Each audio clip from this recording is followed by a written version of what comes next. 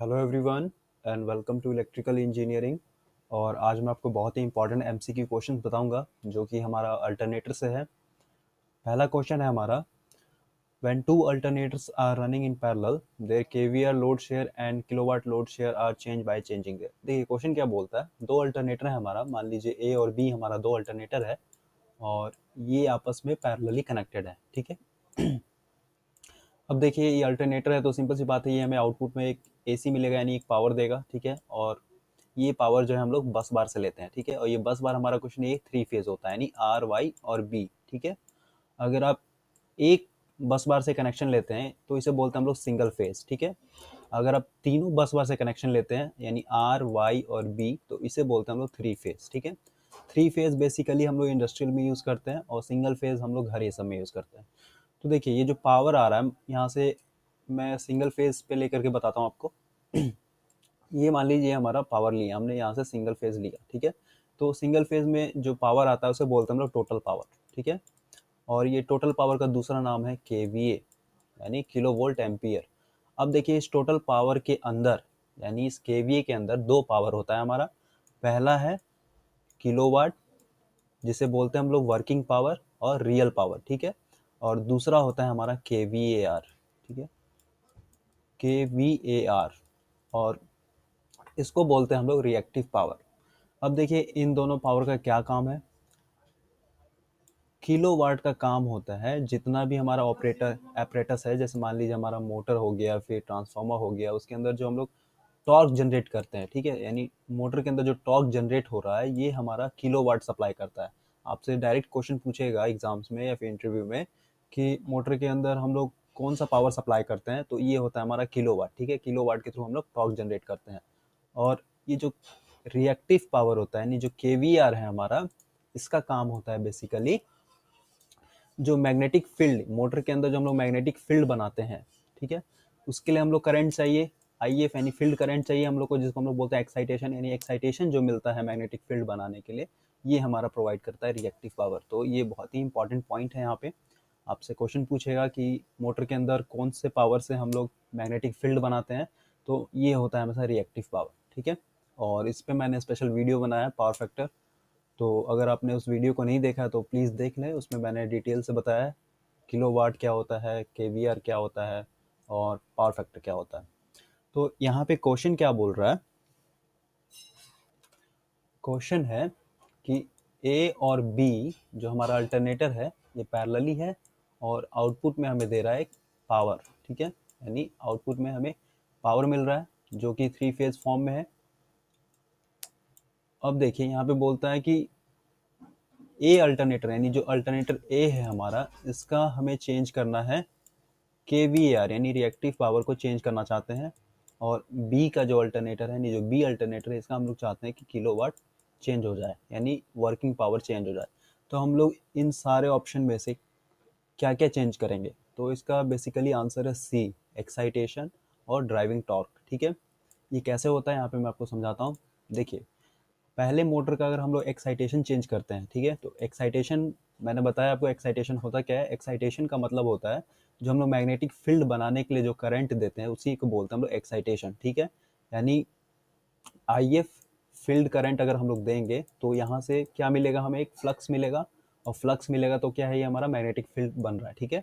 तो अगर हम लोग एक्साइटेशन को चेंज करेंगे तो सिंपल सी बात है हमारा फ्लक्स चेंज होगा, फ्लक्स चेंज होगा तो सिंपल सी बात है आईएफ भी चेंज होगा हमारा। आईएफ चेंज होगा तो जैसा मैंने बताया आपको कि फील्ड करंट जो है हमारा केवीआर प्रोवाइड करता है तो केवीआर भी हमारा चेंज हो जाएगा। ठीक है। और दूसरा जो है हमारा किलोवाट, किलोवाट जो होता है हमारा बेसिकली टॉर्क पे डिपेंड होता है। अगर हम लोग टॉर्क को इंक्रीज या फिर डिक्रीज करेंगे, अब टॉर्क को कैसे इंक्रीज और डिक्रीज करेंगे, देखिए टॉर्क जो होता है इनवर्सली प्रोपोर्शनल होता है 1/n यानी स्पीड के इनवर्सली प्रोपोर्शनल होता है। ठीक है। तो अगर हम लोग स्पीड को इंक्रीज या फिर डिक्रीज करेंगे तो हमारा आउटपुट में जो किलोवाट मिल रहा है अल्टरनेटर से ये भी हमारा इंक्रीज या फिर डिक्रीज होगा। तो इसका आंसर होगा सी। और यहाँ पे देखिए एक और कंफ्यूजिंग क्वेश्चन है यहाँ पे। अब आप यहाँ पे बोलिएगा कि इसका आंसर बी क्यों नहीं हुआ। यहाँ पे देखिए बी भी वही है जो मैंने सी मारा, लेकिन यहाँ पे देखिए बी में पहला दिया हुआ ड्राइविंग टॉर्क, अगर आप इसको मारते हैं बी ऑप्शन सेलेक्ट कीजिएगा तो देखिए पहला ड्राइविंग टॉर्क यानी ड्राइविंग टॉर्क को वेरी कीजिएगा तो हमारा केवीआर तो वेरी होगा नहीं, ये तो किलोवाट वेरी होता है ना, तो इसको थोड़ा सा आपको दिमाग में रख के सेलेक्ट करना ऑप्शन को। बहुत ही इंपॉर्टेंट क्वेश्चन है, बहुत ही हाई लेवल स्टैंडर्ड क्वेश्चन है। चलिए नेक्स्ट क्वेश्चन है हमारा। देखिए क्वेश्चन है हमारा, which of the following reason for aircraft alternator high frequency is used. देखिए क्या बोलता है क्वेश्चन कि जितना भी हमारा एयरक्राफ्ट है उसमें जो हम लोग फ्रीक्वेंसी यूज़ करते हैं वो हाई होता है, ऐसा क्यों होता है। तो देखिए सबसे पहले यहाँ पे समझना है फ्रीक्वेंसी होता क्या है। फ्रीक्वेंसी का मतलब होता है number of cycle complete in 1 second, ठीक है। यानी मान लीजिए ये हमारा साइनोसोडियल वेव है, ये 1 सेकेंड में जितना साइकिल कंप्लीट करेगा उसको बोलते हैं हम लोग फ्रीक्वेंसी, ठीक है। और सिंपल सी बात है, हमारे इंडिया में जो फ्रीक्वेंसी होता है 50 हर्ट्स होता है, ठीक है। लेकिन अल्टरनेटर जो हम लोग यूज़ करते हैं एयरक्राफ्ट में उसका फ्रीक्वेंसी हाई रखते हैं, क्यों। तो इसका आंसर होगा ए, टू रिड्यूस द बल्क, यानी हम लोग के जो प्लेन का वेट है वो कम हो जाए।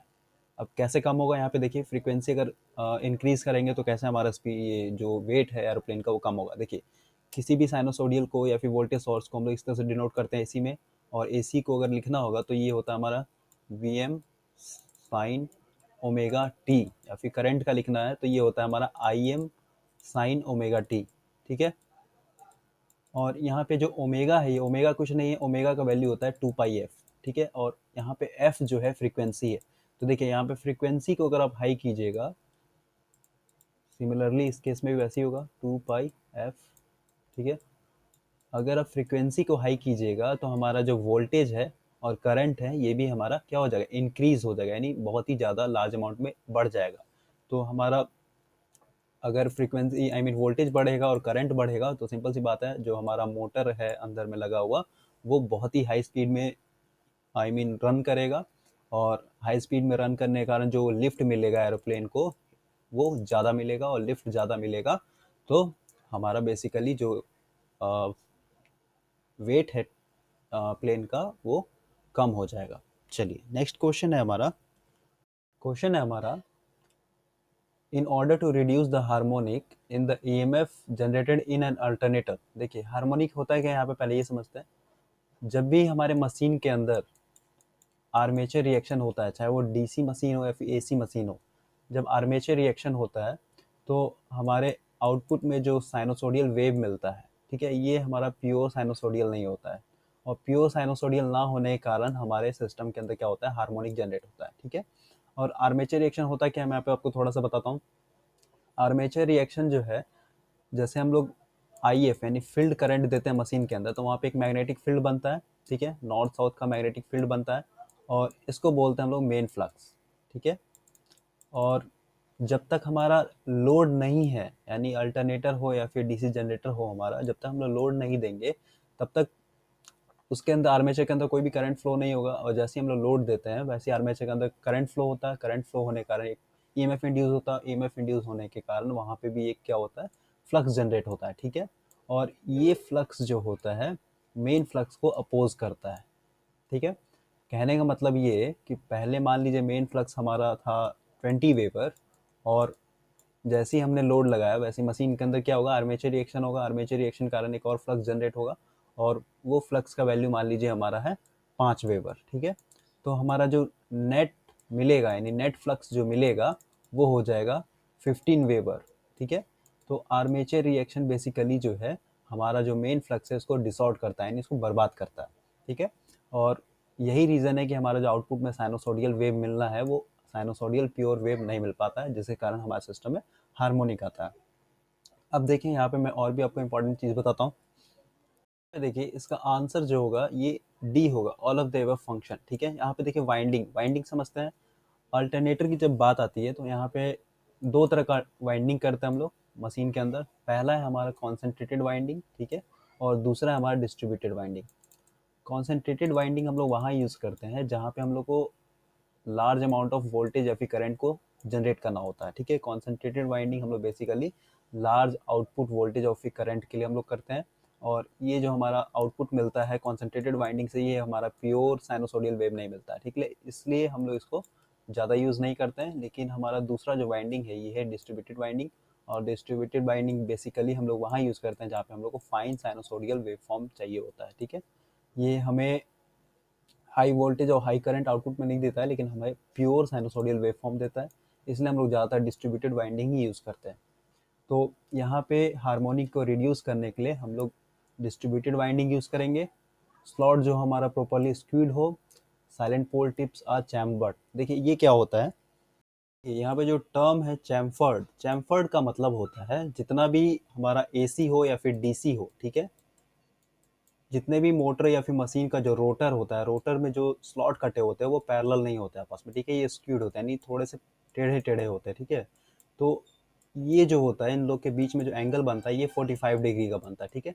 इसी कटिंग को बोलते हैं हम लोग चैम्फर्ड, ठीक है।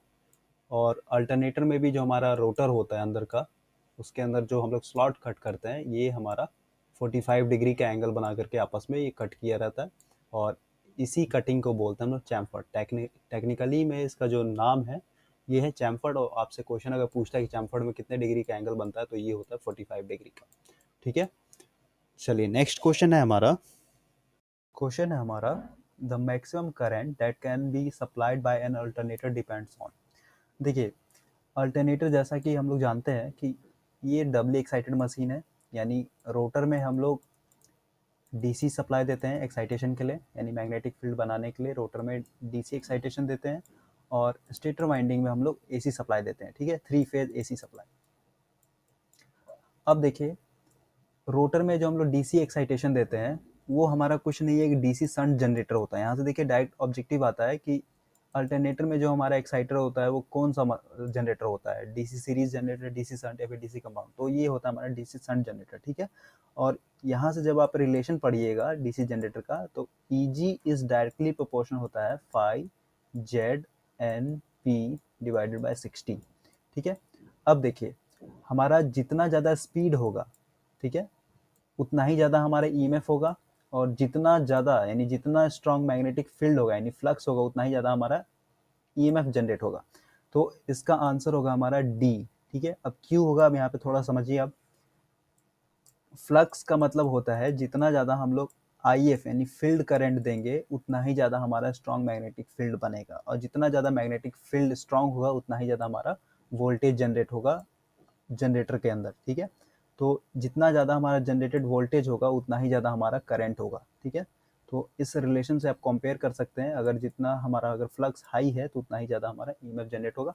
तो इसीलिए द स्पीड ऑफ एक्साइटेशन पे डिपेंड करता है कि हमारा अल्टरनेटर जो है कितना मैक्सिमम करंट आउटपुट में सप्लाई करेगा। चलिए नेक्स्ट क्वेश्चन है in an alternator if the armature reaction produces demagnetization of the main field the power factor should be. देखिए आर्मेचर रिएक्शन मैंने बताया, आर्मेचर रिएक्शन बेसिकली जो है हमारा मेन फ्लक्स को डिसॉर्ट करता है, यानी बर्बाद करता है। मेन फ्लक्स अगर हमारा 20 वेबर है, ठीक है, तो आर्मेचर रिएक्शन होने के कारण ये 20 वेबर ना रह करके ये कुछ कम हो जाता है, जैसे 18 वेबर रहेगा, 15 वेबर रहेगा, यानी कुछ ना कुछ कम हो जाता है। और इसी प्रोसेस को बोलते हैं हम लोग डीमैग्नेटाइजेशन, ठीक है। ये जो यहाँ पे डीमैग्नेटाइजेशन टर्म यूज किया गया है, डीमैग्नेटाइजेशन का मतलब होता है मेन फ्लक्स वीक होना, ठीक है।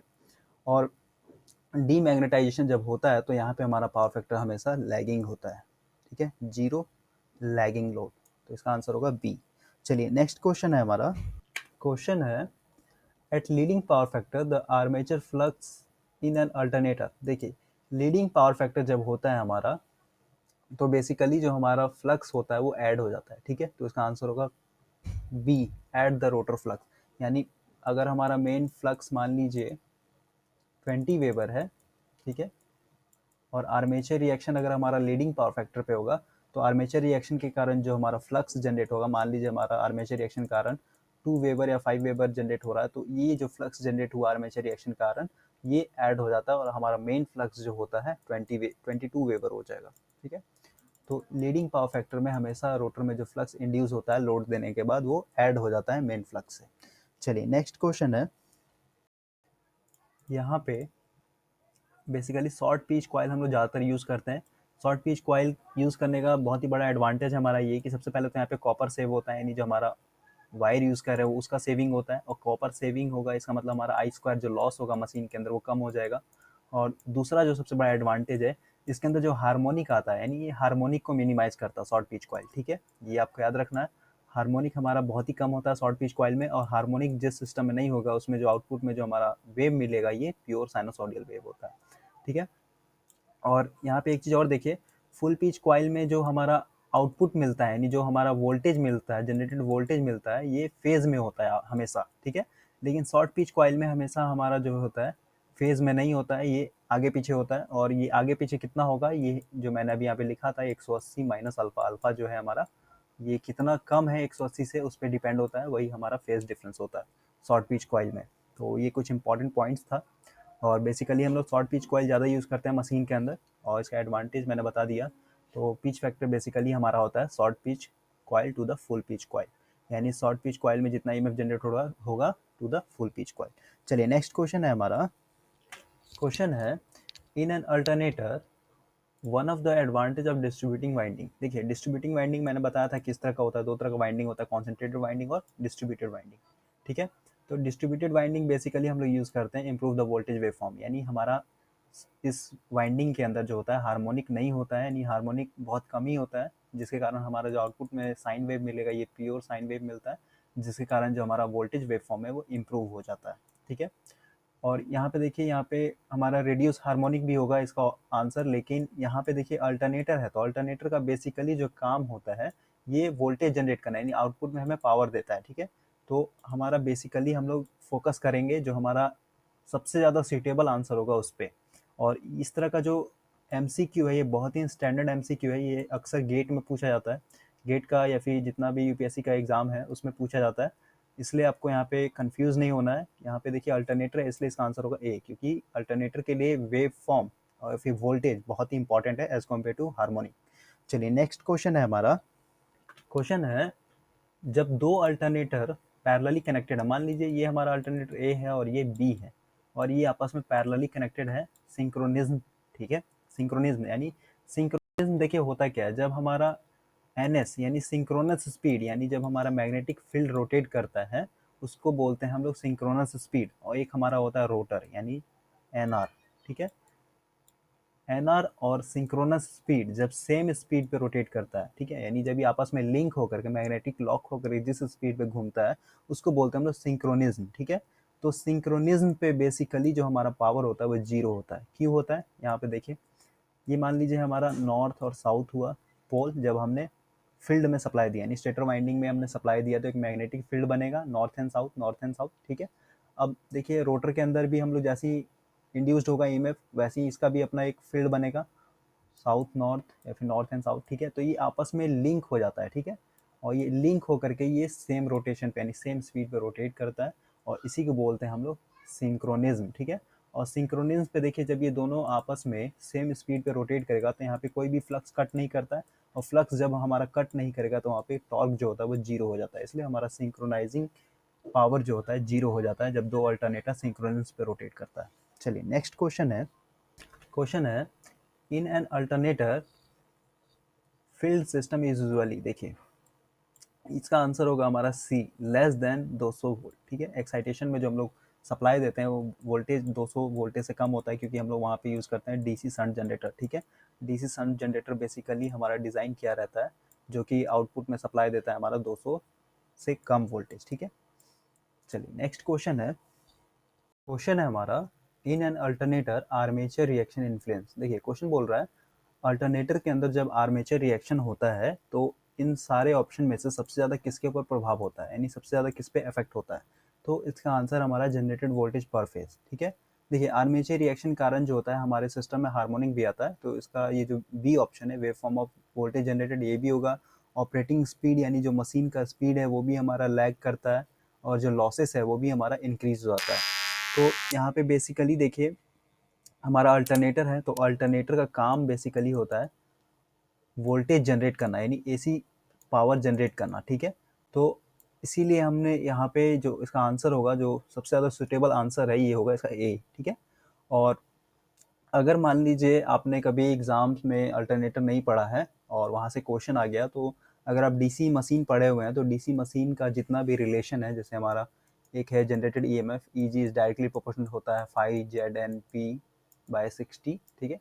तो अगर इस तरह का रिलेशन आपको याद है तो यहाँ से लगभग लगभग जो अदर मशीन से आप इसको कंपेयर कीजिएगा इस रिलेशन को, तो ज़्यादातर यहाँ से अगर आप इस फॉर्मूला के हिसाब से अगर आप मारते हैं आंसर तो वो ज़्यादातर सही होता है। तो यहाँ पे भी देखिए अगर मैं डीसी मशीन का अगर रिलेशन लेके चलूँ तो यहाँ पे देखिए ईजी जो है हमारा डायरेक्टली प्रोपोर्शनल है फाई, यानी अगर हमारा फ्लक्स घटेगा या बढ़ेगा तो हमारा जो है जनरेटेड ईएमएफ वो भी घटेगा या बढ़ेगा।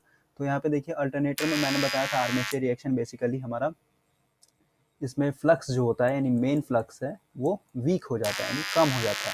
तो यहाँ से भी आप इस तरह से भी आप सॉल्व कर सकते हैं इस तरह का न्यूमेरिकल एमसीक्यू क्वेश्चन अगर आपने नहीं पढ़ा है तो। लेकिन मैं तो यही कहूँगा कि आप हमेशा पढ़ के जाएं जिससे कि आपके लिए बेटर होगा। ये वैसा सिचुएशन मैंने बताया है जब आपको अल्टरनेटर या फिर अदर जितना भी एसी मशीन है उसमें आप नहीं पढ़ के गए तो वहाँ पे आप डीसी मशीन का जितना भी इक्वेशन है उसको फॉलो कर सकते हैं, ज़्यादातर आंसर जो होता है सही होता है।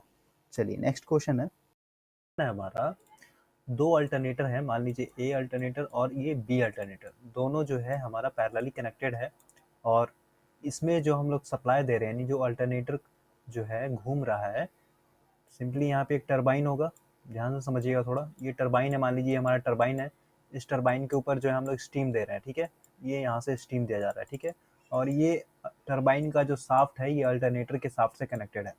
अब यहाँ पे बोल रहा है कि हम चाहते हैं कि ये जो अल्टरनेटर है अल्टरनेटर का लोड जो हो चेंज हो जाए, ठीक है, तो हम लोग क्या वेरी करेंगे, तो सिंपल सी बात है इसका आंसर होगा ए, स्टीम जो आ रहा है प्राइम मूवर तक उसको हम लोग वेरी करेंगे तो हमारा जो अल्टरनेटर का जो लोड है वो भी चेंज हो जाएगा। चलिए नेक्स्ट क्वेश्चन है हमारा एक अल्टरनेटर है, मान लीजिए एक हमारा अल्टरनेटर है जो कि हम सप्लाई दे रहे हैं, एक प्राइम मूवर लगा हुआ, प्राइम मूवर हमारा कुछ नहीं, मान लीजिए हमारा टरबाइन है, टरबाइन हम लोग स्टीम की मदद से घुमा रहे हैं, ठीक है, अब टरबाइन का जो साफ्ट घूम रहा है तो हमारा अल्टरनेटर भी घूम रहा है। अब बोलता है ये जो हमारा प्राइम मूवर है यानी जो ड्राइविंग पावर है ये हमारा फेल हो गया, मान लीजिए किसी रीज़न के कारण ये फेल हो गया, तो इनर्शिया के कारण क्या है अल्टरनेटर का जो है साफ्ट वो तो घूमते ही रहेगा और इसमें जो फील्ड है जो हम लोग डीसी फील्ड दे रहे हैं रोटर के अंदर ये सप्लाई ऑन है, ठीक है, तो अल्टरनेटर क्या होगा उस समय किस तरह से बिहेव करेगा, तो इसका आंसर होगा हमारा B, behave as a synchronous motor and will rotate in the same direction.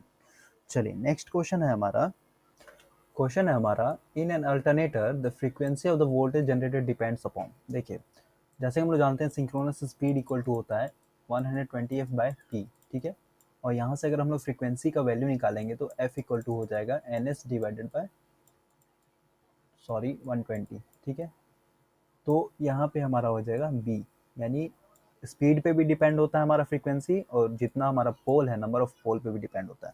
चलिए नेक्स्ट क्वेश्चन है हमारा in an alternator when the load power factor is unity, यानी जो हम लोग लोड लगाए हुए अल्टरनेटर में इसका पावर फैक्टर जो है यूनिटी है।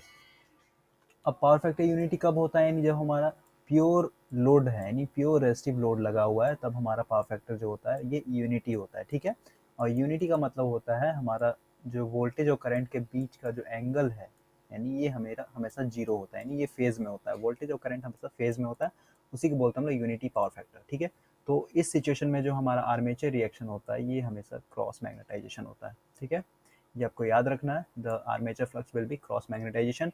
और क्रॉस मैग्नेटाइजेशन में क्या होता है, जैसे मान लीजिए ये हमारा नॉर्थ है और ये साउथ है, नॉर्मल कंडीशन में हमारा फ्लक्स रिलीज होता है कुछ इस तरह से नॉर्थ टू साउथ, ठीक है, लेकिन जब हमारा क्रॉस मैग्नेटाइजेशन होता है तो फील्ड जो होता है हमारा ये नॉर्थ है और ये मान लीजिए साउथ है, यानी जो लोकेशन होता है ये कुछ इस तरह से क्रॉस हो जाता है, ठीक है, ये कुछ इस तरह से हमारा क्रॉस होने लगता है, इसी को बोलते हैं हम लोग क्रॉस मैग्नेटाइजेशन। चलिए नेक्स्ट क्वेश्चन है हमारा an alternator driven by Francis hydraulic turbine is, देखिए टर्बाइन जो है बेसिकली हमारा दो तरह का होता है, पहला है हमारा इम्पल्स टर्बाइन और दूसरा है हमारा रिएक्शन टर्बाइन, ठीक है। इम्पल्स टर्बाइन के अंदर हमारा आता है पेल्टन, ठीक है, पेल्टन एक तरह का टर्बाइन है हमारा जो बेसिकली हम लोग हाई हेड के लिए यूज़ करते हैं, ठीक है, और हाई हेड का मतलब होता है 30 मीटर, यानी 30 मीटर से ऊपर अगर हमारा पानी गिर रहा है यानी जो हमारा पानी गिरने का जो स्रोत है जो सोर्स है हमारा वो 30 मीटर से अबव है उसको हम लोग बोलते हैं हाई हेड, ठीक है, तो पेल्टन विंड बेसिकली हम लोग यूज़ करते हैं हाई हेड के लिए और पानी का जो फ्लो रेट है ये कम हो यानी हाई हेड और water flow rate is low, ठीक है, यहाँ पे यूज़ करते हैं हम लोग पेल्टन व्हील। और रिएक्शन टरबाइन के अंदर हमारा दो टरबाइन आता है, पहला है हमारा कैप्लन और दूसरा है हमारा फ्रांसिस। तो देखिए कैप्लन जो होता है बेसिकली हम लोग लो के लिए यूज़ करते हैं जहाँ पे मान लीजिए हेड जो है हमारा ये लो है, ठीक है, लेकिन वाटर फ्लो रेट जो है ये हाई है, ठीक है ना, यहाँ पे यूज़ करते हैं हम लोग कैप्लन। और फ्रांसिस जो होता है हमारा, फ्रांसिस टरबाइन जो होता है ये मिक्स होता है, ये पेल्टन और कैप्लन का दोनों का मिक्स होता है, और इसको बेसिकली हम लोग लो और मीडियम स्पीड दोनों के लिए यूज़ करते हैं। चलिए नेक्स्ट क्वेश्चन है हमारा, क्वेश्चन है over heating of generated winding, ठीक है, यानी over heating of generator winding से क्या इफेक्ट होता है। तो ये बेसिकली हमारा जो मशीन का जो लाइफ है वो कम हो जाता है, बहुत ही सिंपल सा क्वेश्चन है। चलिए नेक्स्ट क्वेश्चन है हमारा, in larger generator dampers are used. देखिए डैम्पर यूज करने से बेसिकली जो हमारा मशीन का स्टेबिलिटी होता है वो बढ़ जाता है। चलिए नेक्स्ट क्वेश्चन है, क्वेश्चन है हमारा, which of the following coils in an alternator will have the EMF closer to the sine wave. देखिए अल्टरनेटर में जो आउटपुट मिलता है हम लोग को वो प्योर वेव फॉर्म नहीं मिलता है, ठीक है, उसमें कुछ ना कुछ हार्मोनिक्स आता है, यानी हमारा साइनोसॉडियल जो होता है वो प्योर नहीं हो पाता है। तो यहाँ पे क्वेश्चन बोल रहा है कि कौन सा हम लोग वाइंडिंग यूज़ करेंगे और कौन सा कॉइल यूज़ करेंगे जिसके चलते हमारा जो आउटपुट में जो वेव फॉर्म मिलेगा ये प्योर हमारा साइनोसॉडियल होगा। तो इसका आंसर होगा हमारा बी, डिस्ट्रीब्यूटेड वाइंडिंग। देखिए डिस्ट्रीब्यूटेड वाइंडिंग मैंने बताया था, डिस्ट्रीब्यूटेड वाइंडिंग हम लोग बेसिकली वहाँ यूज़ करते हैं जहाँ पे हम लोग को प्योर साइनोसोडियल वेवफॉर्म आउटपुट में चाहिए होता है। और शॉर्ट पिच कॉइल यूज़ इसलिए करते हैं क्योंकि शॉर्ट पिच कॉइल में जो है सबसे पहला तो हमारा कॉपर, यानी कॉपर जो यूज़ करते हैं ये कम यूज़ करते हैं क्योंकि हमारा स्पैन जो होता है, कॉइल स्पैन जो होता है हमारा 180 डिग्री से कम होता है। अब कॉपर कम यूज़ करेंगे तो हमारा सिंपल सी बात है आई स्क्वायर आर लॉस कम होगा। और शॉर्ट पिच कॉइल हम लोग वहाँ यूज़ करते हैं जहाँ पे हम लोग को हार्मोनी को मिनिमाइज करना होता है। चलिए नेक्स्ट क्वेश्चन है अब हमारा, क्वेश्चन है the distribution factor in an alternator is defined as the ratio of. देखिए इसका आंसर होगा हमारा C, distributed winding to the concentrated winding. इसका मतलब क्या हुआ, देखिए सबसे पहले यहाँ पे हम लोग डिस्ट्रीब्यूशन फैक्टर को बेसिकली के डी से डिनोट करते हैं, और के डी इक्वल टू होता है हमारा phasor sum of coil voltage per phase to the arithmetic sum of coil voltage per phase. और इसको जब हम लोग फॉर्मूला से लिखेंगे, इसका फॉर्मूला जब हम डिराइव करेंगे तो इसका वैल्यू होता है K D equal to sine M beta by 2 divided by M sine beta by 2। और यहाँ पे जो बीटा है, देखिए बीटा जो होता है हमारा angular displacement between adjacent slot in electrical degree, और जो एम है हमारा स्लॉट पर पोल पर फेज, ठीक है। और इससे पहले मैंने जो वीडियो बनाया है अल्टरनेटर के ऊपर, जो थियोरेटिकल वीडियो है, उसमें मैंने इसको डिटेल से समझाया है, तो आप उस वीडियो को देख लें। चलिए नेक्स्ट क्वेश्चन है, क्वेश्चन बोल रहा है जब अल्टरनेटर के अंदर आर्मेचर रिएक्शन होता है तो मेन फ्लक्स जो होता है हमारा, इसमें से हमारा सब्ट्रैक्ट हो जाता है आर्मेचर में जो फ्लक्स इंड्यूस होता है। तो ये कब होता है, तो ये बेसिकली हमारा लोड पावर फैक्टर जो होता है जीरो लैगिंग पे होता है, ठीक है। ये बहुत ही इंपॉर्टेंट क्वेश्चन है, ये आपको याद रखना है। और आर्मेचर रिएक्शन एक ऐसा टॉपिक है सारे मशीन में, चाहे वो एसी और डीसी हो, उससे क्वेश्चन आते ही आते हैं, तो ये आपको याद रखना है। आर्मेचर रिएक्शन बेसिकली जो मेन फ्लक्स होता है उसको वीक कर देता है। चलिए नेक्स्ट क्वेश्चन है हमारा, क्वेश्चन है for parallel operation of two alternators desirable future is that both should have. जैसे हमारा दो अल्टरनेटर है, मान लीजिए ए और बी, इसको हम लोग पैरेलली में कनेक्ट करना चाहते हैं, तो इन दोनों के बीच में हमारा जो फ्यूचर मैच करना चाहिए वो क्या होना चाहिए। तो देखिए इसका आंसर होगा डी, दोनों का जो रेजिस्टेंस है वो कम होना चाहिए as compare to the synchronous reactance, ठीक है। चलिए नेक्स्ट क्वेश्चन है हमारा, क्वेश्चन है हमारा in an alternator zero power factor method is use to find. देखिए अल्टरनेटर में जीरो पावर फैक्टर मेथड जो है बेसिकली हम लोग वोल्टेज रेगुलेशन को फाइंड आउट करने के लिए यूज़ करते हैं, और इन इस जीरो पावर फैक्टर का दूसरा नाम है हमारा पोइट्री ट्रायंगल मेथड, ठीक है। और और भी हमारा डिफरेंट डिफरेंट मेथड है, जैसे बेसिकली हमारा तो तीन तरह का होता है, मैं यहाँ पे बता देता हूँ कौन कौन सा मेथड होता है जो पावर फैक्टर फाइंड आउट करने के लिए, आई मीन वोल्टेज रेगुलेशन को फाइंड आउट करने के लिए यूज़ करते हैं। सबसे पहला है हमारा ईएमएफ मेथड, ठीक है। दूसरा है हमारा एमएमएफ मेथड, और लास्ट है हमारा जीरो पावर फैक्टर मेथड, और इसका दूसरा नाम है पोइट्री मेथड, ठीक है। इसका स्पेलिंग मैं लिख दे रहा हूँ अगर आपको नहीं समझ में आएगा तो, पोइट्री POITEIR, पोइट्री मेथड, ठीक है। ये तीनों मेथड है जो हम लोग अल्टरनेटर का वोल्टेज रेगुलेशन को फाइंड आउट करने के लिए यूज़ करते हैं। चलिए नेक्स्ट क्वेश्चन है हमारा if the voltage of one of the two machine running in synchronism is suddenly increased। देखिए मान लीजिए हमारा एक मशीन है जो कि सिंक्रोनिज्म पे रोटेट कर रहा है, ठीक है। सिंक्रोनिज्म का मतलब होता है जब हमारा फील्ड का जो स्पीड होता है यानी सिंक्रोनस स्पीड और रोटर का जो स्पीड होता है ये सेम स्पीड पे रोटेट करता है, ठीक है, उसको बोलते हैं हम लोग सिंक्रोनिज्म। और सिंक्रोनिज्म पे हमारा जो पावर होता है, जो सिंक्रोनिज्म पावर होता है, ये हमेशा जीरो होता है, ठीक है, ये आपको याद रखना है। और यहाँ पे बोल रहा है अगर हमारा जो वोल्टेज है इंक्रीज हो जाता है तो क्या होगा। तो देखिए इसमें बेसिकली हमारा एक नया सिंक्रोनाइजिंग टॉर्क जनरेट होगा और वो अपने आप को फिर से सिंक्रोनिज्म पे ला देगा, ठीक है। और सिंक्रोनस मशीन के अंदर एक टर्म आता है हंटिंग, ठीक है, चाहे वो अल्टरनेटर हो या फिर हमारा मोटर हो। इसमें आता है एक हंटिंग, और हंटिंग का मतलब होता है जब मोटर हमारा सिंक्रोनिज्म पे रोटेट कर रहा है और अचानक से अगर हमारा जो लोड है ये वेरी हो गया, यानी लोड चेंज हो गया, इफ ये अनबैलेंस हो गया, तो वहाँ पे क्या होता है मोटर अपना सिंक्रोनिज्म खो देता है, ठीक है। और जैसे ही सिंक्रोनिज्म खोता है तो वो फिर से एक अपना टॉर्क जनरेट करता है, टॉर्क डेवलप करता है अपने आप को फिर से सिंक्रोनिज्म में लाने के लिए। इसको बोलते हैं हम लोग हंटिंग। चलिए नेक्स्ट क्वेश्चन है हमारा। क्वेश्चन है कि साइलेंट पोल जो होता है हमारा रोटर, इसका क्या एडवांटेज है अल्टरनेटर में। तो इसका बेसिकली एडवांटेज है ये लो और मीडियम स्पीड पे ऑपरेट होता है। और इसमें एक और क्वेश्चन पूछता है कि साइलेंट पोल मोटर में जो होता है हमारा जो डायमीटर होता है ये लार्ज होता है और एक्सियल लेंथ हमारा शॉर्ट होता है। और जो हमारा नॉन साइलेंट पोल रोटर है इसमें हमारा डायमीटर स्मॉल होता है लेकिन एक्सियल लेंथ हमारा लार्ज होता है, ठीक है, यानी ज़्यादा होता है। और इसको हम लोग बेसिकली हाई स्पीड के लिए यूज़ करते हैं और इसको लो और मीडियम के लिए। चलिए नेक्स्ट क्वेश्चन है हमारा synchronous impedance method of finding voltage regulation of an alternator is called pessimistic method because। देखिए अभी मैंने बताया था वोल्टेज रेगुलेशन को फाइंड आउट करने के लिए हम लोग बेसिकली तीन मेथड यूज़ करते हैं। पहला है हमारा ईएमएफ मेथड, दूसरा है हमारा एमएमएफ मेथड और लास्ट है हमारा जीरो पावर फैक्टर मेथड और पोइट्री ट्रायंगल मेथड। तो देखिए जो हमारा सिंक्रोनस इम्पीडेंस मेथड है इसको हम लोग पिस्मेटिक मेथड इसलिए कहते हैं क्योंकि इसमें जो वोल्टेज रेगुलेशन मिलता है हम लोग को वो हाइयर वैल्यू का मिलता है। जो हम लोग कहने का मतलब ये, मान लीजिए हमारा आया 2%, ठीक है, वोल्टेज रेगुलेशन जैसे हमने फाइंड किया। सबसे पहले यहाँ पे वोल्टेज रेगुलेशन समझते हैं। वोल्टेज रेगुलेशन का मतलब होता है no load voltage minus full load voltage divided by full load voltage, ठीक है।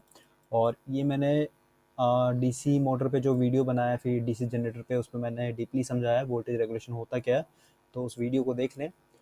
और यहाँ पे देखिए जो सिंक्रोनस मेथड होता है इसमें बेसिकली जो हमारा रीडिंग होता है यानी जो हम लोग रीड करते हैं जो आउटपुट मिलता है इस मेथड से ये वेरी हाई होता है, यानी बहुत ही ज़्यादा होता है एज़ कम्पेयर टू जो हम लोग रीड करते हैं वहाँ पे, तो इसीलिए इसको कहा गया है पेसिमिस्टिक मेथड।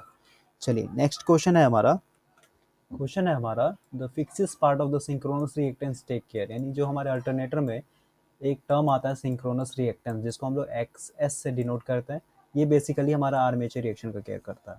चलिए नेक्स्ट क्वेश्चन है हमारा the regulation of an alternator, यानी देखिए अल्टरनेटर में हमारा एक वोल्टेज रेगुलेशन टर्म आता है और वोल्टेज रेगुलेशन का जो फॉर्मूला होता है हमारा no load voltage minus full load voltage divided by full load voltage होता है, ठीक है। और इस फॉर्मूला के बेसिस पे इसका आंसर हो जाए ए। चलिए नेक्स्ट क्वेश्चन है the power factor of an alternator is determined by it's, यानी किसी भी अल्टरनेटर का अगर पावर फैक्टर हम लोग को डिटरमाइन करना होगा, फाइंड आउट करना होगा, तो बेसिकली हमारे लोड पे डिपेंड होता है, ठीक है। यानी अगर हम लोग लोड प्योर इंडक्टिव लगाते हैं तो हमारा जो पावर फैक्टर होगा वो लैगिंग हो जाएगा। अगर हम कैपेसिटिव लगाते हैं तो लीडिंग हो जाएगा और अगर हम लोग प्योर रेजिस्टिव लगाते हैं तो हमारा जो पावर फैक्टर होगा वो यूनिटी हो जाएगा। तो इसको आपको ध्यान में रखना है, ये बहुत ही कंफ्यूजिंग क्वेश्चन है। चलिए नेक्स्ट क्वेश्चन है in an alternator field effect of cross magnetization is to make the output. देखिए आर्मेचर में आर्मेचर रिएक्शन में जब हमारा क्रॉस मैग्नेटाइजेशन होता है तो उसके कारण जो हमारा फ्लक्स होता है वो डिसॉर्ट होता है, ठीक है, यानी बर्बाद हो जाता है। और फ्लक्स जब बर्बाद हो जाता है तो हमारा आउटपुट में जो वेव फॉर्म मिलता है वो हमेशा नॉन साइनोसॉइडल वेव फॉर्म मिलता है, तो ये आपको याद रखना है। चलिए नेक्स्ट क्वेश्चन है dash play an important role in over speed production of generator. देखिए हमारा जनरेटर जो है ओवर स्पीड, यानी मान लीजिए अगर इसका रेटेड स्पीड अगर 900 आरपीएम है तो 900 आरपीएम से ऊपर ना इसका स्पीड चला जाए, एवब ना हो जाए, उसके लिए हम लोग यूज़ करते हैं गवर्नर, ठीक है। गवर्नर बेसिकली एक स्टीयरिंग टाइप का होता है, जैसे कार का एक स्टीयरिंग होता है उसी तरह से ये व्हील होता है एक, और इसको हम लोग क्लॉकवाइज या फिर एंटी क्लॉकवाइज डायरेक्शन में जब घुमाते हैं तो हमारा जो अल्टरनेटर का स्पीड है वो इंक्रीज या फिर डिक्रीज होता है, यानी ये एक तरह से कंट्रोलर है हमारे स्पीड का। चलिए नेक्स्ट क्वेश्चन है हमारा। क्वेश्चन है the regulation of an alternator is likely to be negative in the case of, देखिए वोल्टेज रेगुलेशन मैंने बताया आपको, no load voltage minus full load voltage divided by full load voltage, ठीक है। अब देखिए यहाँ पे मैं थोड़ा आपको डीपली समझाता हूँ। मान लीजिए हमारा एक अल्टरनेटर है जो नो लोड वोल्टेज पे, नो लोड पे हमारा जो वोल्टेज जनरेट कर रहा है ये 200 वोल्ट जनरेट कर रहा है, ठीक है। और फुल लोड पे जो हमारा वोल्टेज जनरेट कर रहा है ये मान लीजिए 180 वोल्ट है, ठीक है। तो नो लोड पे 200 और फुल लोड पे 180, फिर फॉर्मूला के हिसाब से फिर से यहाँ पे 180 होगा, तो इसका जो आउटपुट मिलेगा हमारा ये हो जाएगा 20 डिवाइडेड बाय 180, ठीक है।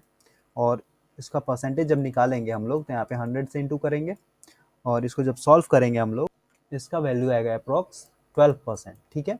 देखिए यहाँ पे 12% ये हमारा पॉजिटिव में है, ठीक है ना। लेकिन यहाँ पे बोल रहा है हमारा अल्टरनेटर का वोल्टेज रेगुलेशन नेगेटिव कब होगा, तो हमारा नेगेटिव तभी होगा जब हमारा लीडिंग पावर फैक्टर होगा, ठीक है। लीडिंग पावर फैक्टर में जो हमारा नो लोड वोल्टेज होगा, जो फुल लोड वोल्टेज होगा वो नो लोड वोल्टेज से ज़्यादा हो जाएगा, जिसके कारण हमारा वोल्टेज रेगुलेशन जो है हमेशा नेगेटिव में होगा। तो ये आपको याद रखना है, लीडिंग पावर फैक्टर पे जो हमारा अल्टरनेटर का वोल्टेज रेगुलेशन होता है वो हमेशा नेगेटिव होता है। चलिए नेक्स्ट क्वेश्चन है हमारा। क्वेश्चन है हमारा salient pole type rotor as compare to cylindrical pole type rotor are, देखिए इन दोनों के बीच में जो बेसिकली डिफरेंस होता है ये इसका आंसर होगा D, larger in diameter and smaller in axial length. जो हमारा देखिए साइलेंट पोल रोटर होता है, साइलेंट पोल रोटर में हमारा जो डायमीटर होता है ये लार्ज होता है, और एक्सियल लेंथ जो होता है रोटर का ये शॉर्ट होता है, ठीक है। और ये बेसिकली हम लोग लो और मीडियम के लिए यूज़ करते हैं, यानी लो और मीडियम स्पीड के लिए हम लोग इस टाइप के रोटर को यूज़ करते हैं। लेकिन जो हमारा सिलिंड्रिकल पोल टाइप है और इसका एक और नाम है नॉन साइलेंट पोल टाइप, ठीक है। नॉन साइलेंट पोल टाइप में क्या होता है, जो हमारा डायमीटर है रोटर का ये कम होता है लेकिन एक्सियल लेंथ हमारा ज़्यादा होता है, और ये बेसिकली हम लोग हाई स्पीड के लिए यूज़ करते हैं। चलिए नेक्स्ट क्वेश्चन है हमारा। क्वेश्चन है हमारा in a synchronous machine if the field flux axis is ahead of the armature field axis in the direction of rotation the machine is working as a, देखिए इसमें हमेशा हमारा सिंक्रोनस जनरेटर की तरह काम करता है, ठीक है। और ये देखिए फील्ड एक्सिस अहेड का मतलब क्या होता है, ये बेसिकली कुछ इस तरह से होता है, जैसे ये मान लीजिए हमारा न्यूट्रल एक्सिस है, ठीक है। और ये इसमें बेसिकली हम लोग क्यू एक्सिस और डी एक्सिस लेके चलते हैं। तो इससे पहले मैंने अल्टरनेटर का वीडियो बनाया है, उस पर मैंने अच्छा समझाया इस पार्ट को, तो आप प्लीज़ उस वीडियो को देख लें, क्योंकि अगर मैं यहाँ पे समझाने लगूँ तो ये वीडियो बहुत ही ज़्यादा लंबा हो जाएगा। चलिए नेक्स्ट क्वेश्चन है हमारा। देखिए क्वेश्चन है हमारा two alternators are running in parallel if the field of one alternator is adjusted it will, देखिए ये मान लीजिए हमारा अल्टरनेटर ए है और ये हमारा बी है, ये आपस में पैरेलली कनेक्टेड है, ठीक है। अगर मान लीजिए मैंने एक अल्टरनेटर का अगर एक्साइटेशन या फिर फील्ड में जो करंट जा रहा है उसको मैंने वेरी किया है, तो हमारा बेसिकली जो पावर फैक्टर होगा वो चेंज हो जाएगा। क्यों चेंज होगा, क्योंकि देखिए मैंने आपको बताया था के वी ए आर यानी रिएक्टिव पावर हमेशा जो है मैग्नेटाइजिंग करंट प्रोवाइड करता है किसी भी मोटर में या फिर ट्रांसफार्मर में, ठीक है। तो अगर हम लोग फील्ड को वेरी करेंगे तो हमारा सिंपल सी बात है के वी ए आर यानी एक्साइटेशन चेंज होगा, और रिएक्टिव पावर चेंज होगा, रिएक्टिव पावर चेंज होगा तो हमारा पावर फैक्टर चेंज हो जाएगा, क्योंकि हमारा पावर फैक्टर डिपेंड होता है कॉस फाई इक्वल टू होता है हमारा किलो वाट बाय के वी ए, ठीक है। और इस पे मैंने पावर फैक्टर पे वीडियो बनाया है, तो ये बहुत ही इंपॉर्टेंट है, इसको समझ लें, उस वीडियो को देख लें, जिससे कि आपका कॉन्सेप्ट क्लियर हो जाएगा। चलिए नेक्स्ट क्वेश्चन है हमारा। क्वेश्चन है हमारा which of the following coils in an alternator will have the EMF closer to the sine wave, देखिए अल्टरनेटर में जो आउटपुट मिलता है हम लोग को वो प्योर वेव फॉर्म नहीं मिलता है, ठीक है। उसमें कुछ ना कुछ हार्मोनिक्स आता है, यानी हमारा साइनोसॉडियल जो होता है वो प्योर नहीं हो पाता है। तो यहाँ पे क्वेश्चन बोल रहा है कि कौन सा हम लोग वाइंडिंग यूज़ करेंगे और कौन सा कॉइल यूज़ करेंगे जिसके चलते हमारा जो आउटपुट में जो वेव फॉर्म मिलेगा ये प्योर हमारा साइनोसॉडियल होगा। तो इसका आंसर होगा हमारा बी, डिस्ट्रीब्यूटेड वाइंडिंग। देखिए डिस्ट्रीब्यूटेड वाइंडिंग मैंने बताया था, डिस्ट्रीब्यूटेड वाइंडिंग हम लोग बेसिकली वहाँ यूज़ करते हैं जहाँ पे हम लोग को प्योर साइनोसोडियल वेवफॉर्म आउटपुट में चाहिए होता है। और शॉर्ट पिच कॉइल यूज़ इसलिए करते हैं क्योंकि शॉर्ट पिच कॉइल में जो है सबसे पहला तो हमारा कॉपर, यानी कॉपर जो यूज़ करते हैं ये कम यूज़ करते हैं, क्योंकि हमारा स्पैन जो होता है, कॉइल स्पैन जो होता है हमारा 180 डिग्री से कम होता है। अब कॉपर कम यूज़ करेंगे तो हमारा सिंपल सी बात है आई स्क्वायर आर लॉस कम होगा, और शॉर्ट पिच कॉइल हम लोग वहाँ यूज़ करते हैं जहाँ पे हम लोग को हार्मोनी को मिनिमाइज करना होता है। चलिए नेक्स्ट क्वेश्चन है अब हमारा। क्वेश्चन है the distribution factor in an alternator is defined as the ratio of. देखिए इसका आंसर होगा हमारा C, distributed winding to the concentrated winding. इसका मतलब क्या हुआ, देखिए सबसे पहले यहाँ पे हम लोग डिस्ट्रीब्यूशन फैक्टर को बेसिकली के डी से डिनोट करते हैं, और के डी इक्वल टू होता है हमारा phasor sum of coil voltage per phase to the arithmetic sum of coil voltage per phase. और इसको जब हम लोग फॉर्मूला से लिखेंगे, इसका फॉर्मूला जब हम डिराइव करेंगे तो इसका वैल्यू होता है K D equal to sine M beta by two divided by M sine beta by two. और यहाँ पे जो बीटा है, देखिए बीटा जो होता है हमारा angular displacement between adjacent slot in electrical degree, और जो एम है हमारा स्लॉट पर पोल पर फेज। ठीक है, और इससे पहले मैंने जो वीडियो बनाया है अल्टरनेटर के ऊपर, जो थियोरेटिकल वीडियो है, उसमें मैंने इसको डिटेल से समझाया है, तो आप उस वीडियो को देख लें। चलिए नेक्स्ट क्वेश्चन है। क्वेश्चन बोल रहा है जब अल्टरनेटर के अंदर आर्मेचर रिएक्शन होता है तो मेन फ्लक्स जो होता है हमारा, इसमें से हमारा सब्ट्रैक्ट हो जाता है आर्मेचर में जो फ्लक्स इंड्यूस होता है। तो ये कब होता है, तो ये बेसिकली हमारा लोड पावर फैक्टर जो होता है जीरो लैगिंग पे होता है। ठीक है, ये बहुत इंपॉर्टेंट क्वेश्चन है, ये आपको याद रखना है। और आर्मेचर रिएक्शन एक ऐसा टॉपिक है सारे मशीन में, चाहे वो एसी हो डीसी हो, उससे क्वेश्चन आते ही आते हैं, तो ये आपको याद रखना है। आर्मेचर रिएक्शन बेसिकली जो मेन फ्लक्स होता है उसको वीक कर देता है। चलिए नेक्स्ट क्वेश्चन है हमारा। क्वेश्चन है for parallel operation of two alternators desirable future is that both should have.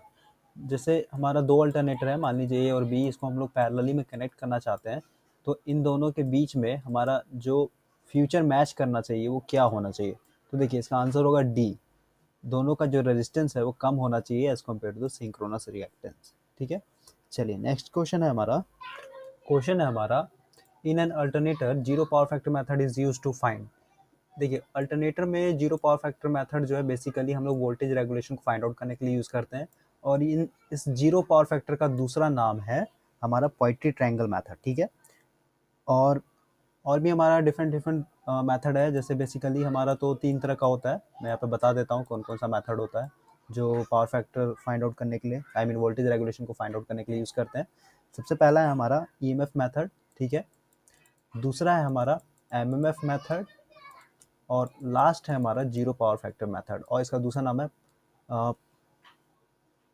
Poetry method. ठीक है, इसका स्पेलिंग मैं लिख दे रहा हूँ अगर आपको नहीं समझ में आएगा तो। Poetry, POITEIR, poetry method. ठीक है, ये तीनों मेथड है जो हम लोग अल्टरनेटर का वोल्टेज रेगुलेशन को फाइंड आउट करने के लिए यूज़ करते हैं। चलिए नेक्स्ट क्वेश्चन है हमारा। क्वेश्चन है हमारा if the voltage of one of the two machine running in synchronism is suddenly increased।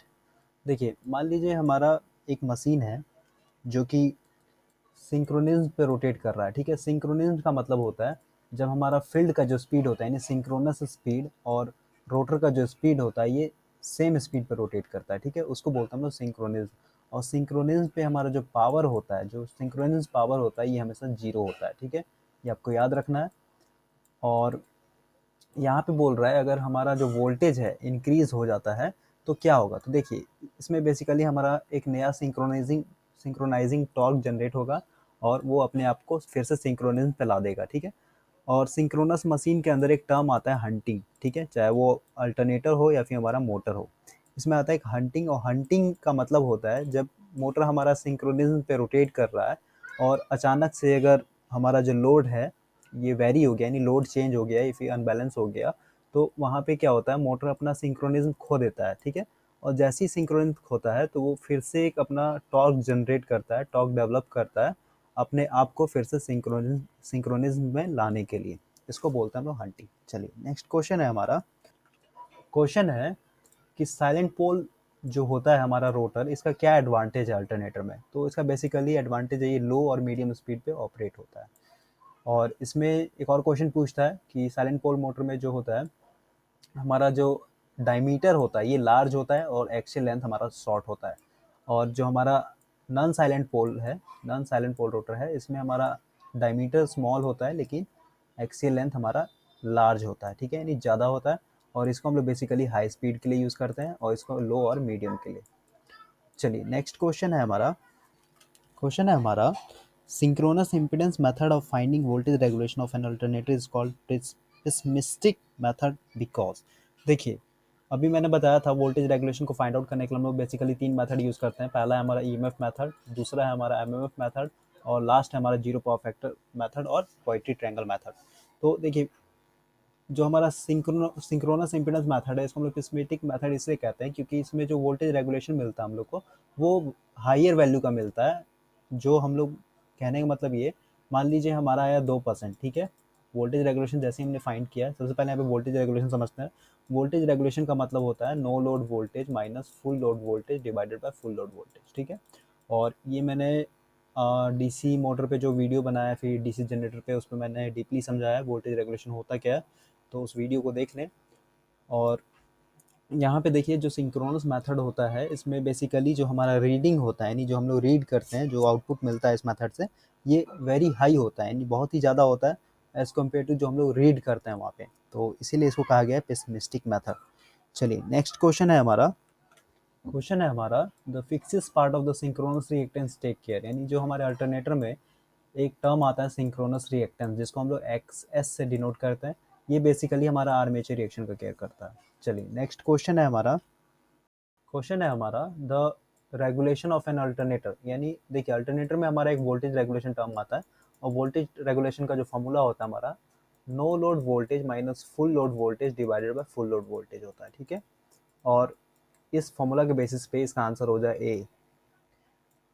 चलिए नेक्स्ट क्वेश्चन है the power factor of an alternator is determined by it's, यानी किसी भी अल्टरनेटर का अगर पावर फैक्टर हम लोग को डिटरमाइन करना होगा फाइंड आउट करना होगा तो बेसिकली हमारे लोड पे डिपेंड होता है, ठीक है। यानी अगर हम लोग लोड प्योर इंडक्टिव लगाते हैं तो हमारा जो पावर फैक्टर होगा वो लैगिंग हो जाएगा। अगर हम कैपेसिटिव लगाते हैं तो लीडिंग हो जाएगा और अगर हम लोग प्योर रेजिस्टिव लगाते हैं तो हमारा जो पावर फैक्टर होगा वो यूनिटी हो जाएगा। तो इसको आपको ध्यान में रखना है, ये बहुत ही कंफ्यूजिंग क्वेश्चन है। चलिए नेक्स्ट क्वेश्चन है in an alternator field effect of cross magnetization is to make the output. देखिए आर्मेचर में आर्मेचर रिएक्शन में जब हमारा क्रॉस मैग्नेटाइजेशन होता है तो उसके कारण जो हमारा फ्लक्स होता है वो डिसॉर्ट होता है, ठीक है, यानी बर्बाद हो जाता है। और फ्लक्स जब बर्बाद हो जाता है तो हमारा आउटपुट में जो वेव फॉर्म मिलता है वो हमेशा नॉन साइनोसॉइडल वेव फॉर्म मिलता है, तो ये आपको याद रखना है। चलिए नेक्स्ट क्वेश्चन है dash play an important role in over speed production of generator. देखिए हमारा जनरेटर जो है ओवर स्पीड यानी मान लीजिए अगर इसका रेटेड स्पीड अगर 900 आरपीएम है तो 900 आरपीएम से ऊपर ना इसका स्पीड चला जाए, एवब ना हो जाए, उसके लिए हम लोग यूज़ करते हैं गवर्नर, ठीक है। गवर्नर बेसिकली एक स्टीयरिंग टाइप का होता है, जैसे कार का एक स्टीयरिंग होता है उसी तरह से ये व्हील होता है एक, और इसको हम लोग क्लॉकवाइज या फिर एंटी क्लॉकवाइज डायरेक्शन में जब घुमाते हैं तो हमारा जो अल्टरनेटर का स्पीड है वो इंक्रीज या फिर डिक्रीज होता है, यानी ये एक तरह से कंट्रोलर है हमारे स्पीड का। चलिए नेक्स्ट क्वेश्चन है the regulation of an alternator is likely to be negative in the case of. देखिए वोल्टेज रेगुलेशन मैंने बताया आपको no load voltage minus full load voltage divided by full load voltage, ठीक है। अब देखिए यहाँ पे मैं थोड़ा आपको डीपली समझाता हूँ मान लीजिए हमारा एक अल्टरनेटर है जो नो लोड वोल्टेज पे नो लोड पे हमारा जो वोल्टेज जनरेट कर रहा है ये 200 वोल्ट जनरेट कर रहा है, ठीक है। और फुल लोड पे जो हमारा वोल्टेज जनरेट कर रहा है ये मान लीजिए 180 वोल्ट है, ठीक है। तो नो लोड पे 200 और फुल लोड पे 180, फिर फॉर्मूला के हिसाब से फिर से यहाँ पे 180 होगा, तो इसका जो आउटपुट मिलेगा हमारा ये हो जाएगा 20 डिवाइडेड बाय 180, ठीक है। और इसका परसेंटेज जब निकालेंगे हम लोग तो यहाँ पे 100 से इंटू करेंगे और इसको जब सॉल्व करेंगे हम लोग इसका वैल्यू आएगा अप्रॉक्स 12%, ठीक है। देखिए यहाँ पे 12% ये हमारा पॉजिटिव में है, ठीक है ना। लेकिन यहाँ पे बोल रहा है हमारा अल्टरनेटर का वोल्टेज रेगुलेशन नेगेटिव कब होगा, तो हमारा नेगेटिव तभी होगा जब हमारा लीडिंग पावर फैक्टर होगा, ठीक है। लीडिंग पावर फैक्टर में जो हमारा नो लोड वोल्टेज होगा जो फुल लोड वोल्टेज होगा वो नो लोड वोल्टेज से ज़्यादा हो जाएगा, जिसके कारण हमारा वोल्टेज रेगुलेशन जो है हमेशा नेगेटिव में होगा। तो ये आपको याद रखना है, लीडिंग पावर फैक्टर पे जो हमारा अल्टरनेटर का वोल्टेज रेगुलेशन होता है वो हमेशा नेगेटिव होता है।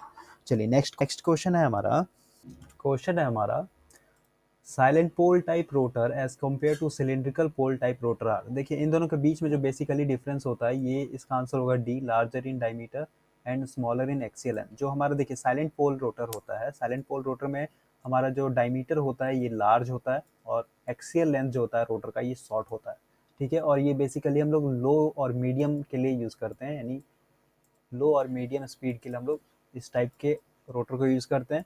लेकिन जो हमारा सिलिंड्रिकल पोल टाइप है और इसका एक और नाम है नॉन साइलेंट पोल टाइप, ठीक है। नॉन साइलेंट पोल टाइप में क्या होता है, जो हमारा डायमीटर है रोटर का ये कम होता है लेकिन एक्सियल लेंथ हमारा ज़्यादा होता है, और ये बेसिकली हम लोग हाई स्पीड के लिए यूज़ करते हैं।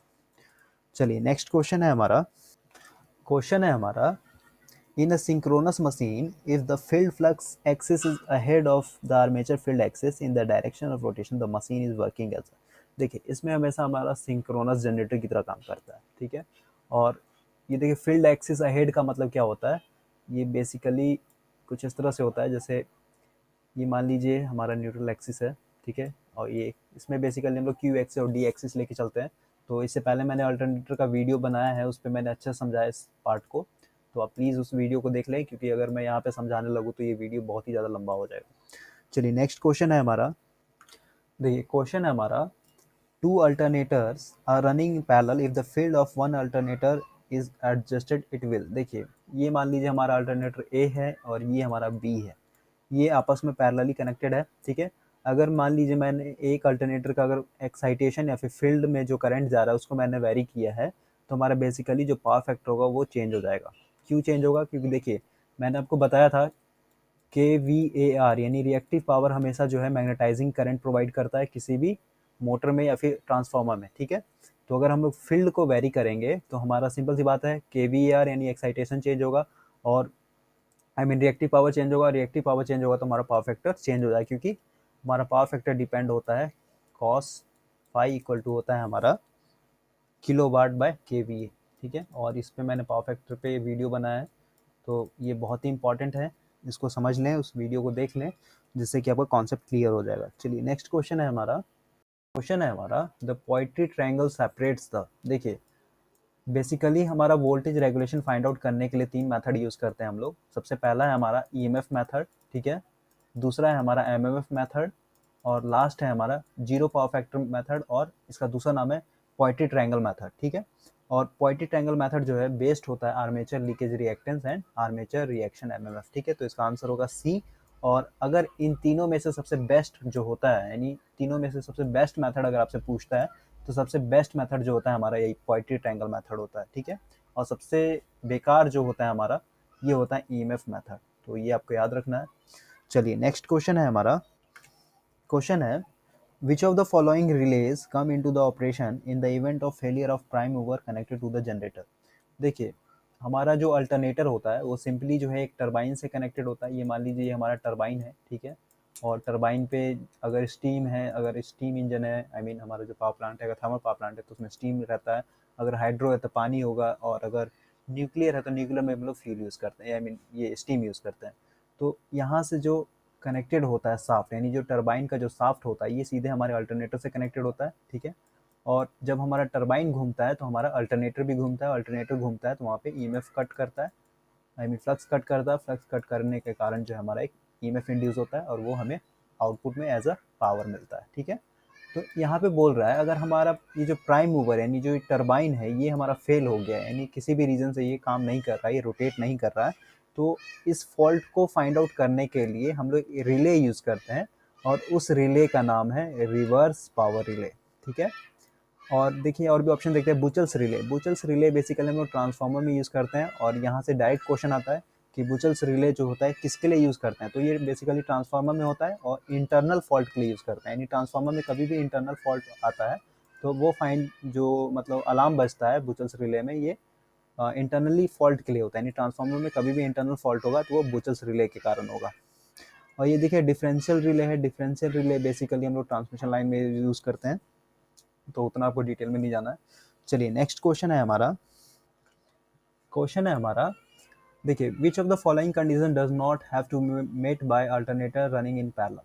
अगर हमारा दो अल्टरनेटर पैरेलली कनेक्टेड है या फिर पैरेलली रन कर रहा है, तो इन सारे ऑप्शन में से कौन सा ऐसा ऑप्शन है जो मेट नहीं करेगा, तो ये आंसर हमारा डी, ठीक है। The machine must have be equal KV rating. देखिए केवी रेटिंग सबसे पहले अल्टरनेटर का जो रेटिंग होता है ये हम लोग किलोवाट में करते हैं, केवी रेटिंग तो होता नहीं है।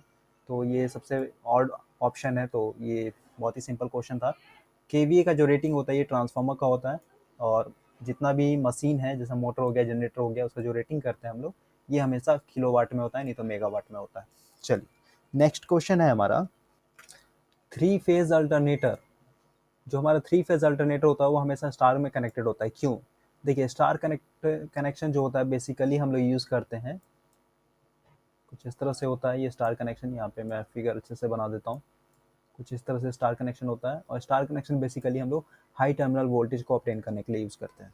चलिए नेक्स्ट क्वेश्चन है हमारा, क्वेश्चन है which of the following are common synchronous speed in rpm between 50 hertz and 60 hertz alternator. देखिए बोल रहा है कि अगर हमारा दो अल्टरनेटर है, मान लीजिए एक अल्टरनेटर ए है और एक अल्टरनेटर बी है, ठीक है, और इसमें हम लोग सप्लाई दे रहे हैं, एक में सप्लाई दे रहे हैं 50 हर्ट्ज फ्रीक्वेंसी और दूसरा जो हमारा मिल रहा है ये है 60 हर्ट्ज फ्रीक्वेंसी, ठीक है।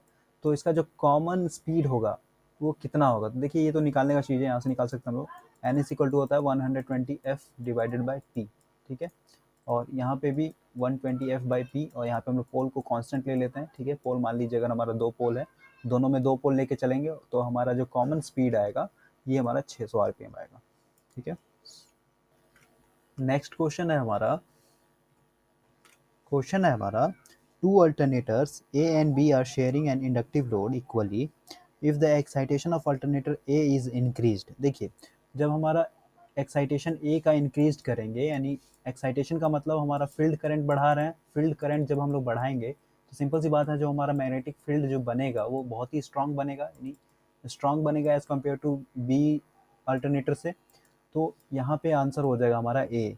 अल्टरनेटर बी जो है हमारा पावर लेस डिलीवर करेगा एज कम्पेयर टू अल्टरनेटर ए। चलिए नेक्स्ट क्वेश्चन है हमारा, if two alternators are running in parallel and the excitation of one of the alternator is increased। देखिए क्या बोल रहा है, दो अल्टरनेटर है, सिंपल सी बात है, यहाँ पे ए और बी, और यहाँ पे अल्टरनेटर ए यानी दोनों में से किसी एक अल्टरनेटर का हम लोग एक्साइटेशन को है इंक्रीज कर रहे हैं, ठीक है। एक्साइटेशन इंक्रीज करने का मतलब जो हमारा आई एफ है ये इंक्रीज हो रहा है, आई एफ इंक्रीज होगा, जो हमारा फ्लक्स है वो भी इंक्रीज हो जाएगा, और फ्लक्स इंक्रीज होगा तो हमारा जो रिएक्टिव पावर है, जैसे मैंने बताया मैग्नेटिक फील्ड बनाने के लिए हम लोग मैग्नेटाइजिंग करंट लेते हैं, और मैग्नेटाइजिंग करंट को हम लोग केवीआर यानी रिएक्टिव पावर सप्लाई करता है सिस्टम में, और हमारा जो आउटपुट में मिलेगा ये आंसर हो जाएगा B, wattless component will be change. Wattless component हमारा जो रिएक्टिव पावर है इसी को बोलते हैं हम लोग, तो इसका आंसर हो जाएगा बी। चलिए नेक्स्ट क्वेश्चन है हमारा, दो अल्टरनेटर है, मान लीजिए ए और बी, और इस वीडियो में मैं इस तरह से लिखते लिखते परेशान हो गया हूँ, ए और बी और ए और बी। आप भी सोचते होंगे ये तो एक ही तरह क्वेश्चन है, लेकिन एक तरह क्वेश्चन नहीं है, ये बहुत ही डिफरेंट क्वेश्चन है, तो आप थोड़ा सा ध्यान लगा के समझें। देखिए दो अल्टरनेटर है ए और बी, अब बोल रहा है इन दोनों अल्टरनेटर का जो एक्साइटेशन है इसको हम लोग कांस्टेंट रख रहे हैं, यानी जो हमारा फील्ड है यानी जो फ्लक्स है ये कांस्टेंट है हमेशा, ठीक है। लेकिन जो हमारा सप्लाई है, स्टीम सप्लाई है, इसको इंक्रीज कर रहे हैं, यानी जो प्रेशर आ रहा है स्टीम का इसको हम लोग इंक्रीज कर रहे हैं, ठीक है। अब देखिए प्रेशर स्टीम का अगर बढ़ेगा तो टरबाइन जो है हाई स्पीड में रोटेट करेगा, यानी टरबाइन का जो स्पीड है ये इंक्रीज होगा, और टरबाइन का इंक्रीज स्पीड होगा तो हमारा सिंपल सी बात है जो अल्टरनेटर का जो रोटर है या फिर शाफ्ट है वो भी स्पीड में रोटेट करेगा, और ईएमएफ जो कट करेगा वो भी ज़्यादा हो जाएगा, ठीक है। और ज़्यादा होगा तो हमारा आउटपुट में वोल्टेज ज़्यादा हो जाएगा, यानी आउटपुट में वोल्टेज हमारा बढ़ जाएगा, और वोल्टेज बढ़ेगा तो इसका आंसर हो जाएगा A, it will supply greater portion of the load, यानी ये लोड जो हम लोग का लगा हुआ है वो ज़्यादा लेगा। चलिए नेक्स्ट क्वेश्चन है हमारा, one of the super thermal power station is being located at. तो ये देखिए ये हमारा फरक्का में है, और ये बहुत ही फेमस हमारा ये थर्मल पावर प्लांट है, और थर्मल पावर प्लांट मतलब वैसा प्लांट जो हमारा कोयले से चलता है, यानी कोयले से चलने वाला ये पावर प्लांट है, और बेसिकली हम लोग कोयला जला करके पानी को गर्म करते हैं, पानी को गर्म करने के थ्रू हमारा स्टीम बनता है, और स्टीम जो है सीधे टरबाइन पे हम लोग डालते हैं। और ये जो है हमारा बांध ये वेस्ट बंगाल में है, और वेस्ट बंगाल में एक जगह है नाबारून, वहीं पे है ये हमारा थर्मल पावर स्टेशन। चलिए तो आज के लिए इतना ही। Thank you for watching this video, see you next time.